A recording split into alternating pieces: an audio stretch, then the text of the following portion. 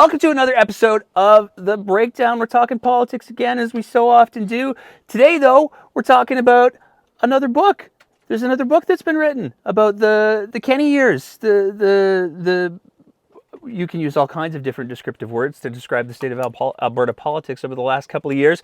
But this one, it really kind of tries to break things down, to dismantle things, to take a look at what's been going on in the background. It's a happy book. I believe the title is Sunshine and Rainbows. No. The title of the book is Anger and Angst. We're very excited to be joined today by the two, I'm going to go with editors / contributors, authors. It's a compilation piece. We're joined today by Trevor W. Harrison, who is a professor of sociology at the University of Lethbridge. He's the author, co-author, and co-editor of 9 books, numerous journal articles, chapters, and reports, and a frequent contributor to public media. I'm reading this off the back of the book, by the way. We also have Ricardo Acuna, who is executive director of the Parkland Institute since 2002. He's spoken and written extensively on energy policy, democracy, privatization, and the Alberta economy. Gentlemen, thank you so much for joining us today. Thanks for having us. Nice to be here, Nate. So before we get into the very happy book, if I can get a little bit of each of you to tell you, that was a very cursory bio that I gave there. So if we can tell us a little bit of your story. Ricardo, I'm going to start with you. What's the deal with Ricardo? Yeah, I mean, I've been doing Alberta politics for a very, very long time. I went to the U of A, got a degree in political science, and kind of started after university in international development and did a lot of work. I'm Latin American by birth. So did a lot of social justice kind of community development work, got a little dissatisfied with kind of the working and operations of many of the international NGOs, and decided maybe my energies were better placed doing that work here locally, and have been involved in various capacities in politics and political analysis and writing, media, in the province since then. So I've been for coming up on 21 years at the Parkland Institute, small think tank, progressive think tank based at the University of Alberta, perhaps Alberta's only real progressive think tank. We've been trying to play a part in broadening the scope of dialogue and discourse when it comes to politics in Alberta, and put out policy alternatives. Perfect. Trevor, what's your political life's journey? Good way of putting it. Well, I can say one thing. I was born in Edmonton, and I'm actually rather proud of the fact that I've lived from north to south. I live now in Lethbridge, Alberta, really close to the American border, of course. But I lived and worked for a number of years also in Fort McMurray, and so and I did my master's at the University of Calgary and my PhD at Edmonton. So I've kind of lived in parts of the province, been educated in parts of the province, and seen the province. And my original doctoral work was actually looking at populism, at that time the Reform Party, and of course, in terms of the current government, it's very much informed by the kind of populism of the Reform Party and subsequent Wild Rose. Besides that, I also was director of Parkland Institute for 10 years, where Ricardo and I became good friends and colleagues. And so that's kind of my background, and I'm interested in all things political in this province, outside the province, and also internationally. So I guess that before we get too far into the book, I got to ask, Parkland Institute, you guys have gotten some shade. Danielle Smith has made a couple of pretty not so subtle digs towards the Parkland Institute. Why is that? Why do you think it is that it is a target? Some might say a polarizing institute. What is it about it? I think we've, since the beginning, we've really worked hard to provide alternatives, well-researched, peer-reviewed policy alternatives and policy analysis. And we have, for the most part, tried to speak from a different perspective than that what's offered up by most of think tanks, most of mainstream media in the province, and that gets to people, that bugs people. And it's very easy to try and discount groups who don't have this kind of academic rigor in their work.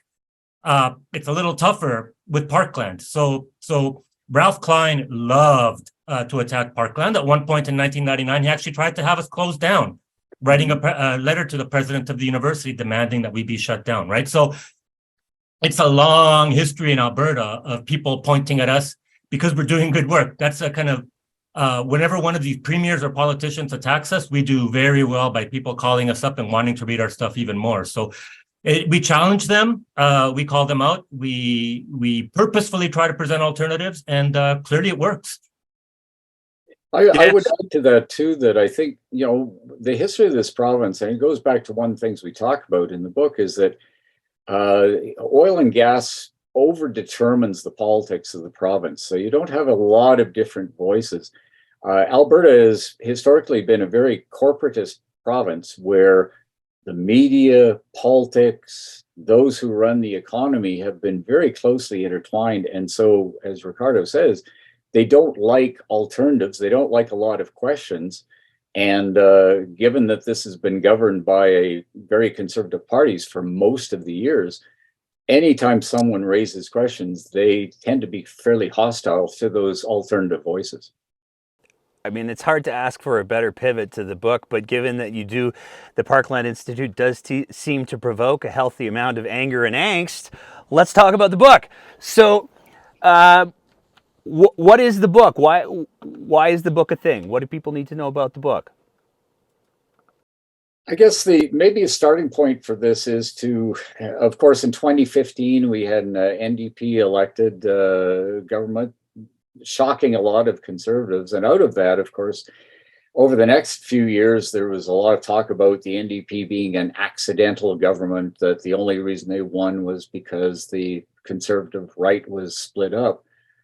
When Jason Kenney put together those two wings, traditional conservatives and the Wild Rose faction, in 2017, and then went on to win a victory in 2019, our sense, Ricardo and I had many conversations about this, was politics in the province was really changing. And what was going to happen over the next 4 years now that the UCP had won? The turn of events, of course, we could never have predicted, certainly the pandemic and everything else, but it became a kind of fascinating trajectory. And so we very early on said, well, we need to start thinking about a book, but not bringing it out really until close to the next election. And we held a series of symposia really with interested parties, writers, academics, non-academics, and some observers to talk about what was going on. We weren't even totally sure at first, I think, that there would be a book. That was our hope. But it was really to get a handle on the strange trajectory of politics in the province. And it became stranger, of course, over the next 4 years, as we see. And so that's kind of the beginnings of the book and why we've ended up with it right now. Ricardo, anything you want to add to that? Well, I think the big part of it, too, is that kind of sense that this was something different, right? That we were going to get policy from a different perspective. We saw even during the NDP's time in office that, they were quite activist. They changed a lot of policies, but they didn't really go for anything super radical, right? Like we didn't see any far left-wing policies coming out of the NDP. Whereas the indications from early on, especially the way that, we often call it a merger, but it really was a takeover of the progressive conservatives by the UCP. There was this kind of sense that we were going to get something different, that we were going to get some policy from the far right, and unapologetically and unabashedly, we were going to get policy from the far right. And we wanted to make sure that we were able to document that because it was new for Alberta. I mean, even Ralph Klein in his most neoliberal days kind of maintained that center-right sensibilities in how he navigated and checked in regularly with the electorate. It was clear that Jason Kenney wasn't that person. He wasn't going to check in. He wasn't going to be guided by anybody on the center, and even electorate. Like he didn't really seem to care in that regard. It's just a certain arrogance about it. So we knew the policies that we were going to get were going to be something we hadn't seen before, or at least more extreme than we'd seen before. And the other thing, and it gets to maybe the title of the book, is We saw this party that emerged under Jason Kenney as a very ideological party, very libertarian, wedding itself to populism. But in order to push many of these very radical policies, what it was really doing to a degree we had never seen before in this province was mobilizing anger, hatred, fear, hysteria. I mean, so the book actually starts off in the first introductory chapter talking about Jason Kenney's speech on the night that they actually won. And they had won an overwhelming victory. And yet, from the tone of his speech, you'd swear they were still on the warpath, that they were, they had enemies to be utterly destroyed. This was not normal politics. This was the politics of slash and burn. And part of Jason Kenney's legacy, subtitle of the book, is how the politics in the province have continued to be incredibly angry and hostile and fearful. And that is a long-term legacy that it seems, unfortunately, has continued into today. It's remarkable. It's remarkable that you bring that up, especially given the date that we're recording this on. So for anybody who's listening to this in a couple of days, this is being recorded on April 10th, and we just got word that the Premier of Alberta there's apparently an investigation being done by the Ethics Commissioner, for whatever that's worth. But that comes on the heels of, we saw some deeply polarized rhetoric from Mr. Kenney, and then we got Danielle Smith, and the level of the term that's being thrown around these days of rage farming that's been going around, and misinformation and disinformation that we're seeing coming straight out of the Premier's office is, I mean, please correct me if I'm wrong, but I cannot remember a time in Alberta history, short of going all the way back to Bible Bill, where we've had this level of screed, for lack of a better term. There have been, there have been flashes of it for sure, right? Like we saw, if you think about Ralph Klein around the whole Kyoto Protocol and the kind of initial climate change policies, very, very effectively turned positive approach, positive public sentiment in Alberta about the need to do something into anger at Ottawa for imposing these climate change policies on Alberta. So we see it regularly. Every time a politician has gotten into some trouble, every time a politician's numbers have gone down in terms of popularity, we see, this direction at Ottawa. But it's not been sustained to the level that it has. And it hasn't been as broad as it has since Kenney, right? I mean, with Kenney, it wasn't just Trudeau. It wasn't just Ottawa. It was environmentalists. It was Indigenous communities. It was teachers. It was nurses. It was doctors. It was spread wide. There was enough hatred and anger to go around for everybody. And I think that's particularly new. The other thing I think is we can also treat the anger and the hatred in an interesting way as being an index to the fact that politics in the province is actually changing. I mean, there's no point in getting terribly angry when you would take 73 out of 77 seats or whatever, and you've so destroyed any chance of opposition. But what really did upset the apple cart here was the NDP winning in 2015. And so the hysteria began after that. And you see it today.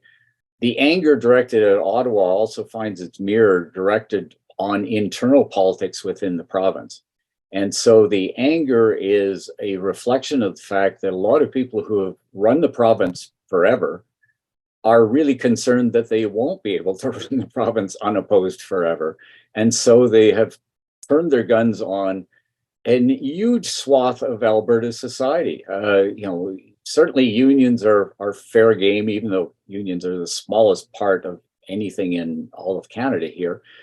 Intellectuals, nurses, doctors, community groups, you name it, people of different sexual orientations.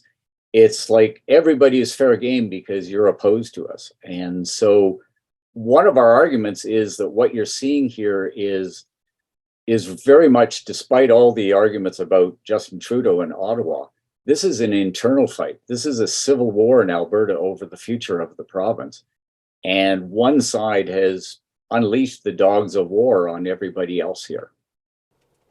I want to dig into that a little bit, because one of the themes that the book sort of touches on, because you talked about the folks who have had control for a good long period of time. To be clear, who are you talking about when you say that? It's very much this kind of elite, these holders of economic and political power that in Alberta is very much based in the oil and gas industry and what revolves around it. In his chapter in the book, Kevin Taft speaks to that, right? Like how early in the Klein years, these folks essentially took over government, right? Like they ran and advised the Ministry of Finance, the Ministry of Energy, the Ministry of the Environment. Like these folks were making and writing most of the policy that was coming forth. They had not just insider knowledge, but direct access to the policy levers of the province. And increasingly, that power base has been challenged. And it's not just an Alberta thing, but they're seeing it challenged globally, right? And that's some of that response, that kind of flailing and fighting for these positions of power that this group of folks has held for this long. And one of the things, again, that, so this is the populist part of that. There's a lot of people who will vote for UCP who, frankly, they are not the most powerful. A lot of them are, in fact, fairly poor. They're, working class people who are afraid of losing their jobs. They live in rural areas. They get terrible services often from the government. But through the use of kind of right-wing populist memes, they are convinced, against, frankly, their own interests, that they should support the UCP. So it's really the elites of the province have found ways to convince people against their own interests, because somehow they are conservative, that you should keep voting for these people. And the anger and that angst is frankly interfering with people coming to terms with the kind of province Alberta is becoming and must become, and against their own interests again. And so if I guess there was one hope out of the book that we would have, is that people critically think about, what is it you're actually voting for here? Is this really in your own interest to keep doing this? This is 80 years virtually of conservative voting in this province, where people just do it without thinking about who they vote for. I want to dig into that word that you both used there. If you could, I mean, we hear the word populism being bandied around more and more these days, with good reason. But for the audience, how would you define populism? Simplest terms is to say that populism sets up a kind of really false argument, in a sense, between there is the people, which unfortunately is a pretty nebulous term. So who belongs to the people is a good political point, versus the elites. And in the UCP's definition, and in conservative parties here generally, they don't see themselves or promote themselves as members of the elite. The elite are intellectuals, overpaid union workers or public sector workers, and very much, again, the liberals in Ottawa. These are the elites that are always holding you back from your place in the sun, or taking it away on you. And so the UCP and consecutive conservative governments have been able to say, we're on the side of the people against these groups. But again, those are nebulous terms, because at any moment you could be part of the people, and the next moment being discarded and said, you're really not one of us, right? And that's, again, part of the dynamics of, unfortunately, of Alberta politics. I think the important thing about populism is to keep in mind that populism itself is not left or right. It's not the particular domain of any one type of political ideology, right? I mean, we've seen in the prairies, Tommy Douglas built kind of this populist groundswell that propelled him, to power and brought us things like healthcare and stuff. But that was also the result of very much a populist movement and a populist groundswell growing. So it's right now what we're seeing is a very angry far right type of populism. But we can't, if you look historically, we have to see that populism can be used by any political group for the purposes of moving ideas or moving power forward.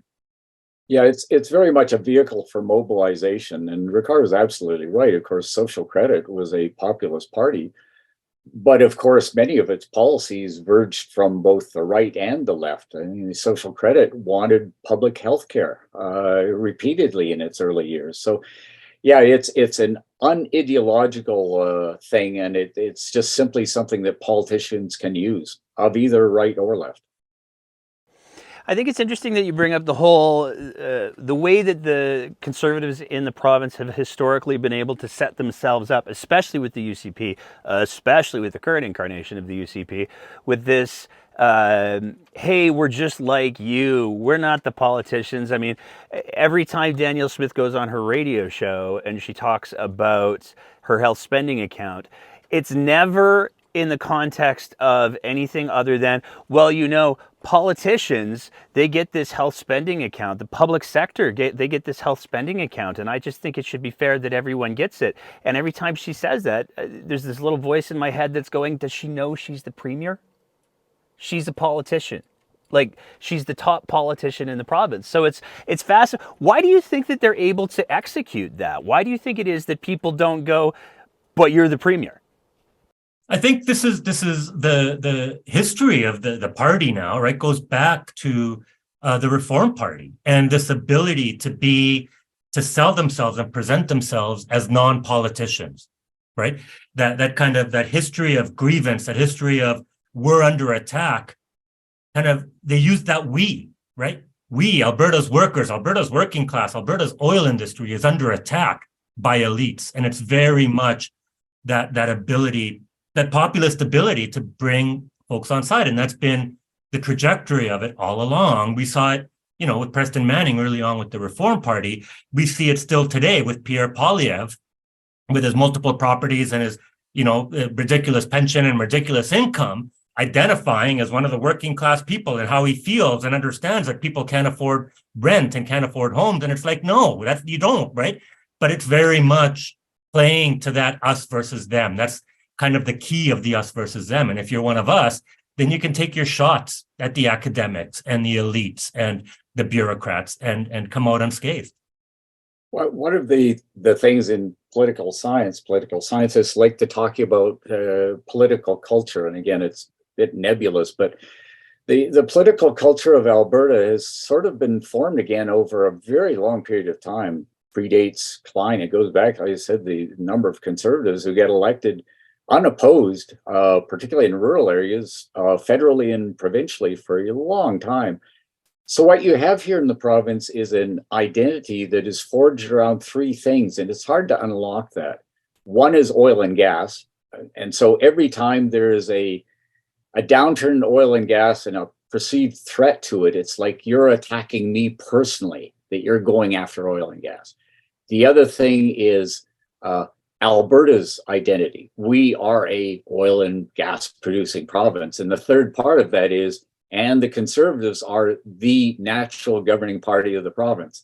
So to unlock a kind of quasi-nationalist Alberta spirit, oil and gas and conservatism, those three things fit together. And until they're kind of dislodged in a way that people start to see beyond it, that my identity is not necessarily tied to oil and gas. It doesn't have to be. It can be tied to other things. It doesn't have to be tied to a single uniform political state, the Conservatives.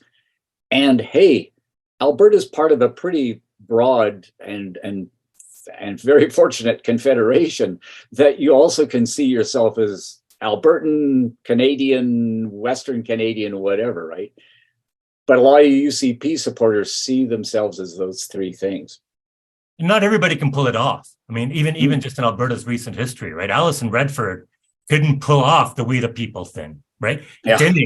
Dinning couldn't put off, and sitting at a table with five rich guys saying what the implications of the election outcome would be, couldn't pull it off. So I think it's not an automatic that if you rise to power within the Conservative Party or the right, that you can actually pull off that we the people thing, because some people just can't sell it.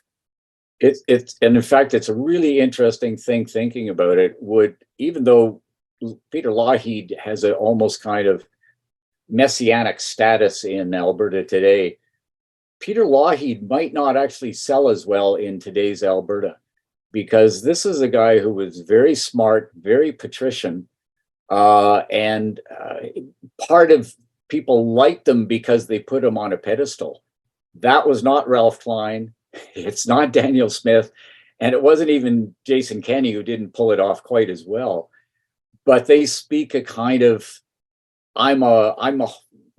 the person next door who you wouldn't mind having a beer with. Nobody ever said, hey, I'd feel comfortable having a beer with Peter Lougheed because he's way too far above me. When you talk about the ability to be able to relate to the common folk as if they themselves were common folk, I'm curious, can either of you gentlemen think of a politician who's able to do that better than Smith in Alberta in the last couple of decades? Because one of the things that's fascinating to me, at least, is it seems like she can use words and combinations that are, to a critical reading, I would use the term incomprehensible.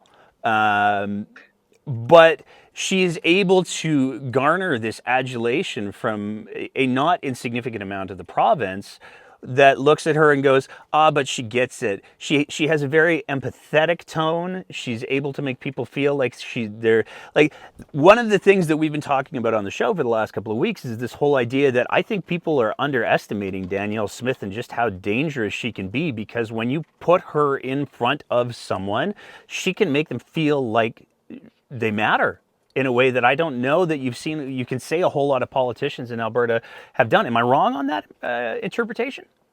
No, for sure. And it's a big part of that too, is her background with talk radio, right? I mean, it seems in Alberta that talk radio has set the tone of political discourse, brought people together, and as such, that helps her with the "she's one of us" thing, right? Mm-hmm. Because of her presence on talk radio, and we've seen it, and she's got that ability to just use language in that way. And even if it's talking about whether you die of cancer or not is entirely within your control, or those kind of things, it's still very much she's just one of us. She's just saying stuff. She's saying stuff that we've all thought at some point, and people are being too hard on her. So it's a very powerful ability. It does actually, in many ways harken back to Klein. I think he was maybe the last one that had that strong an ability to play that game.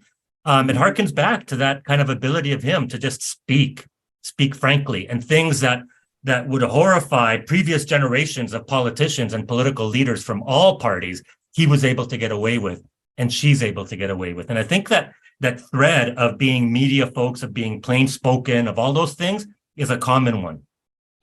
It's actually quite striking how many politicians today actually do come out of media. It used to be, of course, out of religious backgrounds, but that media training, as Ricardo says, is really important. She does it extremely well, and even when she's categorically wrong, as she is quite often factually about things, people say, "Yeah, but I'll forgive her that because her heart's in the right place," right? And so there's this interesting thing where she's actually really ideological, but she actually doesn't know quite often the nuts and bolts of the ideology. She just has this deep feeling. And one of the quotes we actually use in the first chapter is, she says, "I have opinions about everything." She said that on about Regards her talk show. And yes, she does have opinions about everything, but they're very rarely backed up by anything that is substantive. But her followers love her because she has all these opinions.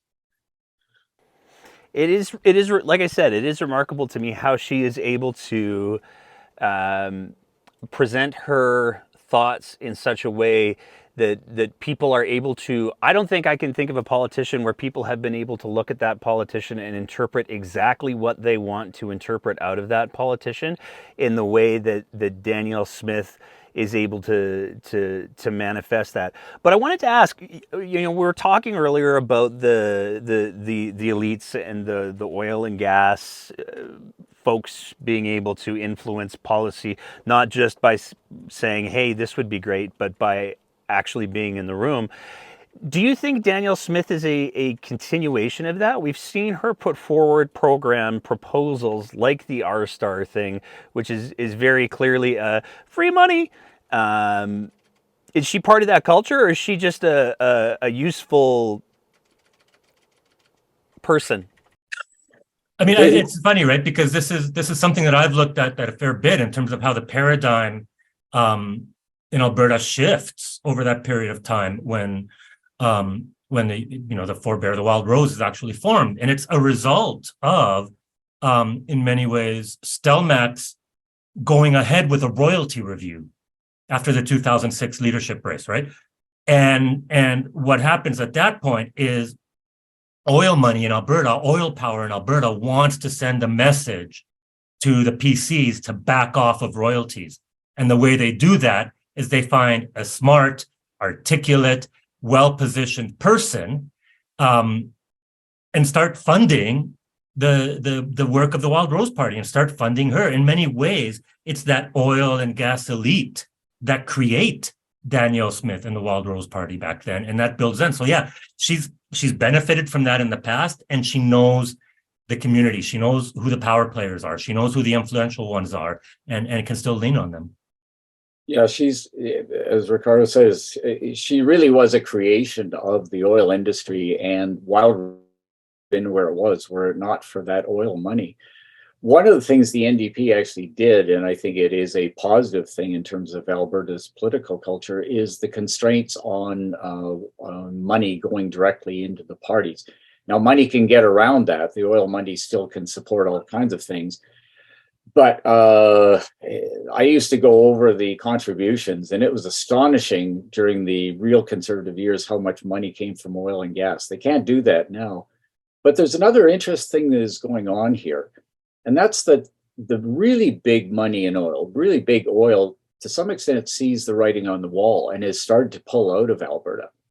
So that some of that oil and gas money now is more in the small caps, the supply companies. Many of these are situated in rural Alberta. So it's a slightly different elite structure now in oil and gas than we would have seen back 20, 30 years ago. Those are the people who actually supported Lougheed and Getty, the big bucks that came in. But now it's a slightly different oil and gas industry, and it's very much situated in rural Alberta, but still in Calgary. And that's where UCP finds a lot of its support. Yeah, it's fascinating to me. Anytime Danielle Smith makes a major project announcement or alludes to a major project announcement or policy announcement, we've learned over here that the first question is, okay, so who's getting paid? And you can almost always track it back to somebody who is either currently involved in her machinations or who was historically involved, cough, trained to Banff, cough. There's lots of examples where it's so clearly laid out. It's really quite stunning. I want to get back to the book, though, because as much as I am enjoying this rabbit hole, we're here to talk about the book. So I warned you each I was going to do this. Favorite chapters and why? Oh, I think Ricardo's already named one of them. Kevin Taft's chapter dealing with the history of the oil and gas industry and elite power in the province is a really good one. I think there's one chapter actually about Indigenous peoples back to the future. It's called the UCP's Indigenous Policies. Yale Belanger at the University of Lethbridge and David Newhouse. Really good because I think Indigenous issues are clearly really important for Canada and for Alberta in its future. So many other ones. What other ones here? I'm just kind of quickly scanning here. Yeah, well, Trevor thinks maybe I'll jump in because I think for me, I mean, they're all fantastic chapters, but the ones that stand out for me are the ones that talk about the things that don't often get a lot of coverage when we have these political discussions, right? So for sure, the book on Indigenous policy by Belanger and Newhouse. The other one for me is Lise Gattel's chapter on gender and the UCP's work around gender. And then Irfan Chaudhry, his chapter called Pepper Spray for All, the UCP's approach to countering race-based hate in Alberta. Like these are issues, it's fairly typical when we get close to an election and stuff. We talk about healthcare, we talk about the economy, taxation, energy, all those things, right? Mhm. But gender policy, anti-racism policy, those kind of things don't get talked about. And I love that we've got such strong chapters on those topics in the book. I'll throw in one other too along that line, and it's pertains to something we've already talked about, and that's Letitia Chapman and Roger Epps' chapter on rural Alberta. And I think there is an unfortunate tendency to just lump rural Alberta together. It's just kind of homogenous. But I mean, there's small and medium-sized cities within that, and I think to understand, I think for anyone who actually wants to deal with progressive politics in the province, it's really important to come to terms with what rural Alberta is. How do we define it? Who are the people out there? These are not, as I suggested before, people who are obdurately conservative and right-wing. Many of them are just plain scared. And if you want to actually change the politics of the province, you have to go to where those people are actually living, how they see the province and the anxieties that they face. And so anger and angst, again, really go together in a lot of rural Alberta. And that chapter really, I think, nails it. The rural Alberta piece is fascinating for me because I grew up in rural Alberta.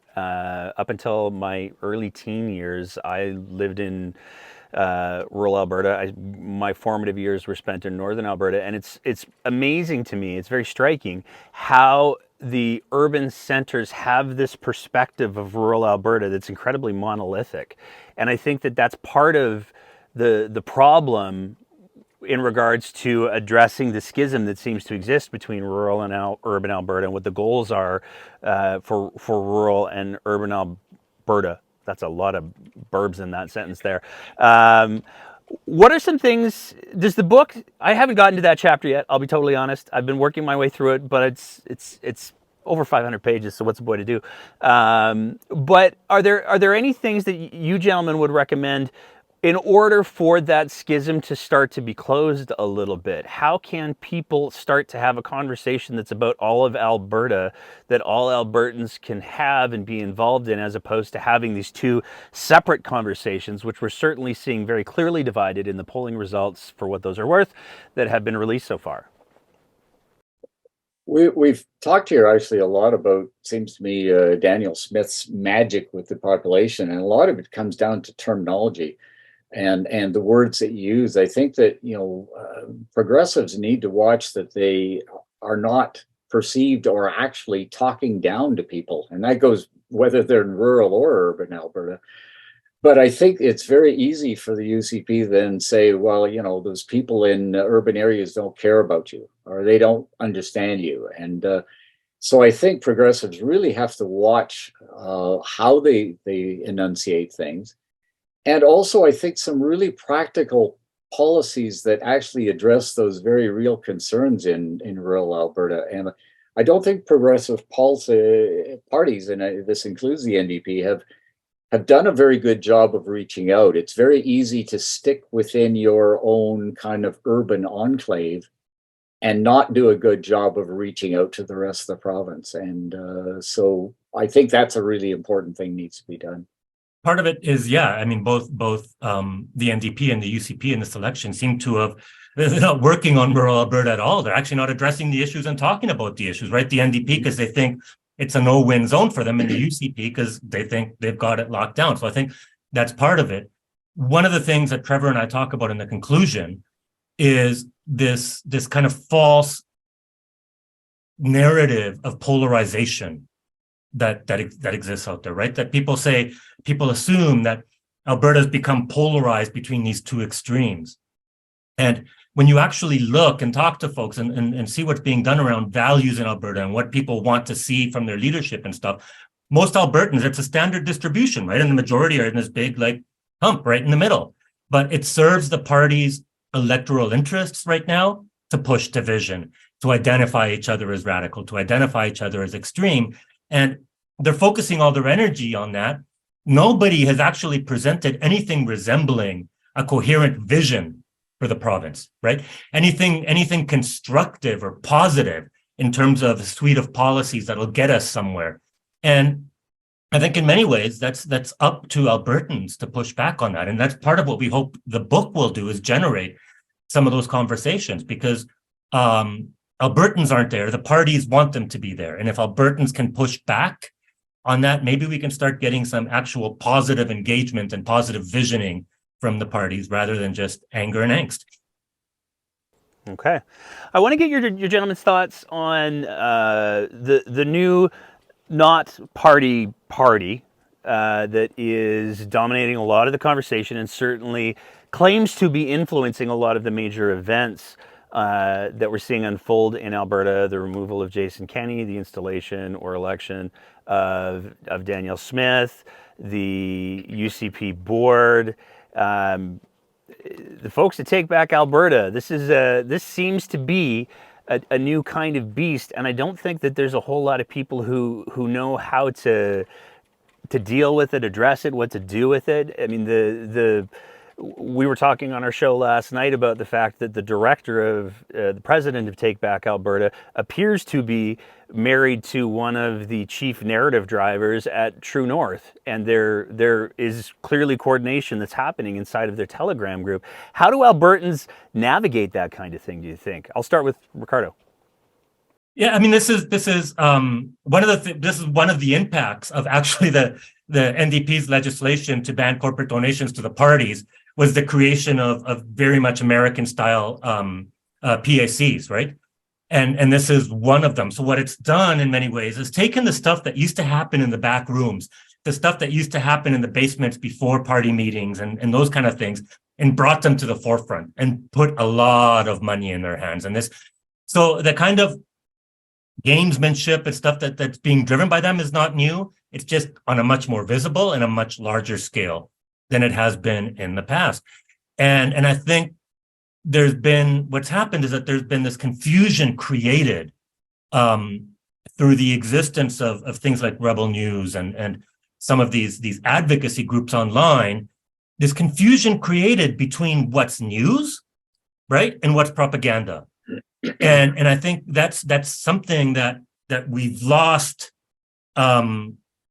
the key to navigating, and we've lost the ability to navigate as a society in doing that. So I think that's one of the biggest challenges, is to actually do some of that work to regain that difference in understanding between news, commentary, analysis, and propaganda, because so much of what we talk about in terms of anger and angst is actually being driven by these propaganda arms. And like you said, the connections between groups like Take Back Alberta and the Freedom Convoy folks and like even Rebel News, right? I mean, it's the interplay between all of these groups. When you start to look at it, it's all coming from the same place.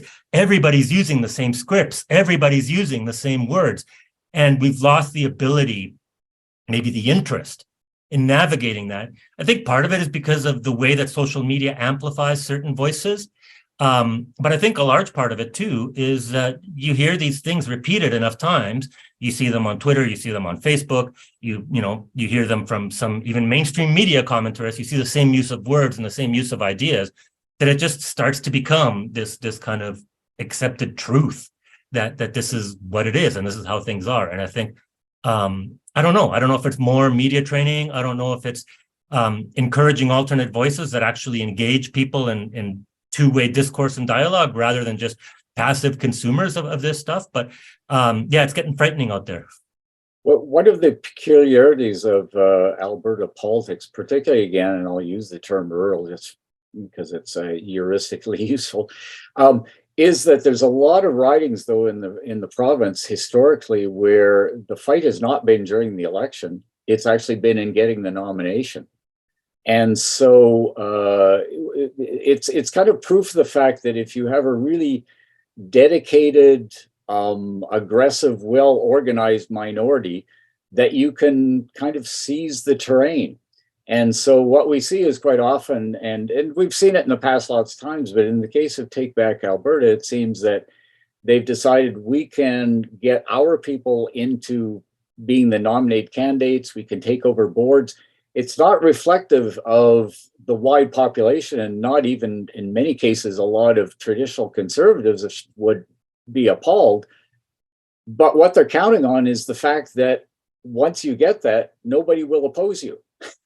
That you've basically won the election as soon as you get that nomination, and the board will assist in getting that nomination. So the only way to really break free of that, and one of the things we actually argue in the concluding chapter, is that conservatism needs to really think about what it is any longer. It's not clear, and that the body politic could probably benefit from something that looks like a legitimate conservative party at this point. But it has been veering farther and farther to the right, with even more minority interests seizing the field, because they know they can get away with it, because there is no pushback from conservatives themselves, let alone from other progressive forces. And that's actually what's happening, and it seems, in a number of the ridings. Yeah, I mean, certainly in Calgary, we saw a sitting minister say, "I'm out of the election, so long, thanks for all the fish." And then as soon as a opportunity to be appointed opened up, I'm back in. So in a more winnable riding, yeah. Yeah, it's very telling. I think it's very telling how the real power seems to lie in the nominations. And I just wanted to, I think what you said there, Ricardo, about the media piece is critically important, because I go back to the Alberta Prosperity Project debates, where we saw this like horrifying game of telephone get played out in real time, where a certain dark universe version of Caillou decided to write a story about Justin Trudeau's climate police and the new prison that they were building in Winnipeg. And that got repeated all the way up to the debate, where Dr. Modry then repeated it, and we had the UCP leadership, some of the UCP leadership candidates, commenting on this thing as if it was real, when it never existed. But because of the repetition and the fact that these far-right media, oh, what was the word you used? You used a word that was just like bang on. I'm going to have to go back and save it and write it down everywhere. But you used a word to describe them, and they use each other as force multipliers, where we see the repetition of the repetition of the repetition. And so I'm really curious how we put the cork back in on that. Yeah, well, and it has implications, right? Like if you look at that same story, that same piece about the environmental police and stuff has actually resulted in real policy in Saskatchewan and Alberta to ban federal inspectors from, encroaching on private property. Like it's really, really something. I don't know. Maybe we need more or better media regulation, right? In terms of who gets to call themselves media, who gets to participate in stories. Maybe, I don't know, right? We've seen that utilized in very nefarious ways in other places as well, right? Where governments will take regulation of the media as a way of keeping certain people and ideas and writers out from getting information. So I think it's tough. I think the most important thing is we really need to do a better job of just that media awareness and media education, especially given our media game has changed significantly in the last 20 years. And I don't think the way we teach public awareness, public policy, citizenship in schools has changed to reflect that. So we're teaching 1970s style citizenship in 2023 style communications world, and that gap is becoming ever more dangerous. If there's maybe one positive light of all this just talking about here, is the more that fringe groups are able to seize the day and get themselves a nomination, the more that people also start to realize that the person they've actually nominated is so far out there that they just cannot, they're not electable. I've said to people, actually, it's interesting, the Wild Rose really took over the traditional Conservative Party, kind of shunted those people to the side. And as we say in the book, a lot of traditional Conservatives are probably feeling rather homeless going into this election. Now it would seem, through Take Back Alberta and some of these nomination meetings, that an even more fringy group is actually taking over wild roads. So how far out there can you go before a lot of people say, I just cannot vote for this party. I will stay home. I may not vote NDP, but I'm not going to vote, period. That's what could happen to the party in this election if some of what we've seen so far takes place. Is there anything else? I'm going to give you gentlemen each open mic. What do you want people to know about the book? What's whatever you want to say. What? It's all yours. Well, I think as Ricardo said earlier, what we're really hoping the book will do is it certainly is critical of the UCP, but we don't leave in the first chapter untouched the NDP either. But it's really focusing on the UCP over their 4 years, and we're hoping that people will pick it up. They can agree, they can disagree, whatever, but that it will actually stimulate real debate around policies and the direction of this province. And if along the way to get there, we can get people to start getting beyond the hysteria, the anger, the fear, everything else that is interfering with having a real debate, then I think we'll have done a small part in trying to restore something that looks like democracy in the province. For sure, that's when you approach an election, and the debates and the arguments of the day kind of take center stage, you tend to kind of forget about what's come before that. You tend to forget about 4 years of policy, about what was done, right? I was even talking to my kids the other day who started reading the book, and they're like, oh, I forgot all about that education piece, right? The curriculum piece seems like so long ago that they'd forgotten all about it. So I think that's part of that contribution is to kind of bring back that political memory. It's a big book. It's over 500 pages. I guarantee you that every one of the chapters is ultimately digestible, right? In one sitting, you can sit down, you can get through one chapter. It's digestible. It's not meant to be an academic tome. It's meant to be an accessible tome. And we hope that people will access it and actually use it to inform how they move through and navigate the next few weeks before Election Day. I mean, you teed up the I think it's a $75 question. I could be wrong, but talking about people accessing the book, where do they get it? When do they get it? How does that all work? Sure, they can order online from the publisher, which is blackrosebooks.com. They can order direct from there. It's now out in paperback and hardcover. So it's not just a $75 question. It's also a $35 question if you prefer. And it's starting to make its way now this week into bookstores across the province. So Go to your local bookstore, ask for it. A lot of the locals don't order in advance, but if they get one or two people coming in and asking for a book, they will actually order it in for you. So that's, people have their preferred bookstores. A lot of people go to the independents, go talk to folks there and ask for it. Yeah, local bookstores and also Amazon. You can order on there as well. So yes, please do. And hope it gets into everybody's hands over the next few weeks. Well, I really appreciate the advanced digital copy that you gave the show, but I'm going to be ordering in paper because I just prefer reading books in paper. I take a very Vonnegutian approach to that sort of thing. You can see my shelf back here. I still have lots of paper.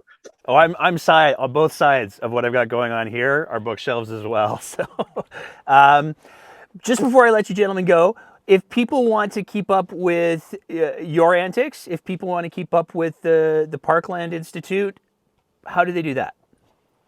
Parklandinstitute.ca. We've got blogs. All of our research reports are there, downloadable for free. A lot of my writings are there or linked through there. I'm all over the place. I just did a piece at The Breach. Trevor's also regularly on media, regularly writing. So keep an eye out. Rick Acuna, RICACUNA on Twitter. And I don't do a lot of the engaging in the back and forths, but when there's something significant, I'll post or repost. And I don't tweet, but I'm very accessible by email. People can easily find my link here, trevor.harrison@uleth, universitylethbridge.ca. Always happy to respond to anybody. I will do it immediately. So awesome. Well, I want to thank you, gentlemen, so much for your time. I look forward to finishing the book. I look forward to getting my hands on a paper copy as well, because, like I said, it's just something about that. I'm a romantic, I guess. And yeah, look forward to seeing what each of you do next, as well as what the Parkland Institute continues to do. Fantastic. Thank you so much for having us, Thanks, Nate. Nate. As always, if you appreciate the kind of content that we're trying to produce here at The Breakdown, we would love it if you swung by our Patreon page at www.patreon.com/thebreakdownab and signed up for a small monthly sponsorship of the work that we're trying to do here. It is because of the support that we receive from our Patreon sponsors that we're able to continually up our game, and it is tremendously appreciated. So I want to throw a big thank you out to them, and you can go ahead and visit that website and join and support us as well, because we need all the help we can get. Thank you so much for your attention. Thank you so much for listening and being part of these important conversations. And we will see you next time on The Breakdown.